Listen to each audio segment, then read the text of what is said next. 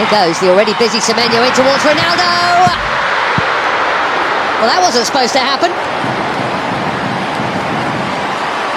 Everyone, especially him, expecting international goal number 144. Palju jätta Kaarel alla kõrval ka kastis. Talo otsib sõpra, leiab Pedro Neto, Neto lööb ja 1-0. 1-0 ja kui räägitakse kesklööb Portugalis ära, et küll Ronaldo, siis lööb Pedro Neto. 23 minutil läheb Portugal seda mängu 1-0 juhtima. Värav sööt Unitedi mehele, värav Chelsea mehele. Portugal 1, Nigeeria 0, Pedro Neto. Delicately chipped into a big crowd and smashed by Bruno Fernandes. A more delicate but equally important touch from... No kas siit võimalik tulla Nigeeria? No nüüd on 3-1 olukord ja löövad ära. Nigeeria viigistab mängu 1-1. Sevilla mees Akorra Adams paneb mänguvahendi Diogo Costa selja taha.